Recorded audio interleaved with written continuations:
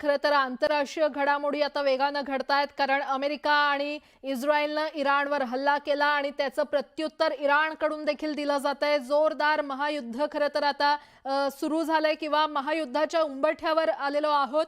त्या संदर्भातल्या काही बातम्या पाहणार आहोत। सुरुवात करूयात।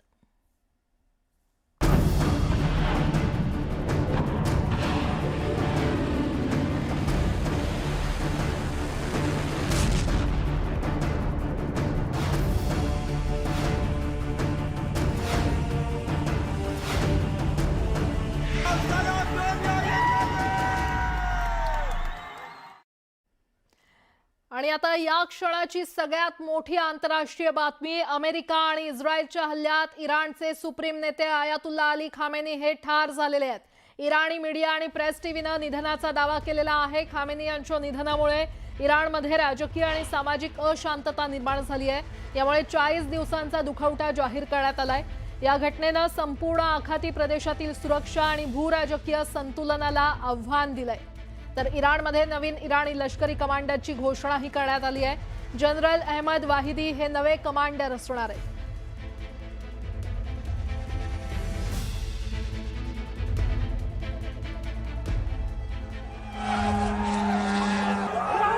इराण आणि अमेरिकेमध्ये युद्ध सुरू आहे आणि या युद्धामुळे इराणचे सुप्रीम लीडर आयातुल्ला खामेनी यांचा मृत्यू झालाय, असा दावा अमेरिकेचे राष्ट्राध्यक्ष डोनाल्ड ट्रम्प यांनी केला।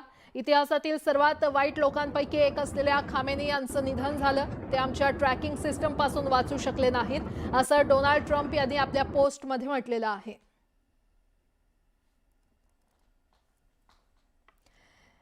तर आयातुल्ला खामेनी हे नेमके कोण होते, आपण ग्राफिक्सच्या माध्यमातून जाणून घेऊयात। 1939 मध्ये इराणच्या मशहद शहरात त्यांचा जन्म झाला होता। मशहदमधील मदरशांमध्ये धार्मिक शिक्षण त्यांनी घेतलं आणि पुढील शिक्षणासाठी कोम शहरात ते गेले। 1962 पासून खामेनींकडून इराणचे तत्कालीन सम्राट मोहम्मद रजा पहलवी यांच्या विरोधात राजकीय आंदोलन त्यांनी पुकारलं। आयातुल्ला खामेनी यांनी इराणच्या इस्लामी क्रांतीआधी अनेकदा तुरुंगवास देखील भोगलेला आहे। 1960च्या दशकात त्यांना देशाबाहेर हद्दपार देखील केलं होतं। तर 1979च्या क्रांतीनंतर पुन्हा इराणमध्ये ते परतले आणि इराणच्या क्रांतीनंतर खामेनी सत्तेच्या केंद्रस्थानी पोहोचले।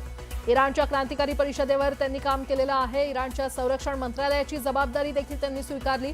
खामेनी यांनी देशात इस्लामिक रिव्होल्युशनरी गार्ड कोरची स्थापना केली होती। भीषण स्फोटात गंभीर जखमी झाल्यानंतर खामेनी यांचा उजवा हात कायमस्वरूपी अकार्यक्षम झाला।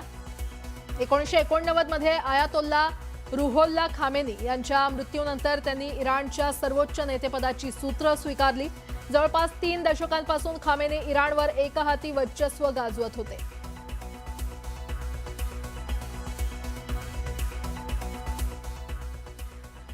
खामेनी यांच्या मृत्यूनंतर संपूर्ण इराणमध्ये आता शोककळा पसरलेली आहे। खामेनी यांच्या निधनाबद्दल इराणमध्ये 40 दिवसांचा राष्ट्रीय शोक जाहीर केलेला आहे। खामेनी यांची मुलगी, जावई आणि नात यांचंही निधन झाल्याचं वृत्त आहे। ही बातमी इराणी वृत्तवाहिन्यांवर आली तेव्हा वातावरण शोकाने भरलं होतं। इराणच्या सरकारी वृत्तवाहिनी प्रेस टीव्हीच्या सूत्रसंचालकाला देखील बातमी वाचताना अश्रू अनावर झाले।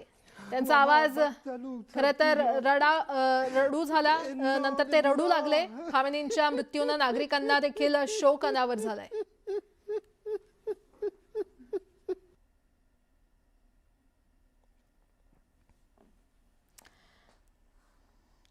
आणि आता मोजतबा खामेनी हे कोण आहेत ते आपण जाणून घेऊयात। 8 सप्टेंबर 1969 रोजी मोजतबा खामेनी यांचा जन्म झाला। आयातुल्ला खामेनी यांचे दुसरे आणि सर्वात प्रभावशाली पुत्र म्हणून त्यांची ओळख आहे। इराण इराक युद्धात म्हणजेच 1987 ते 1988 मध्ये मोजतबांचा सहभाग होता।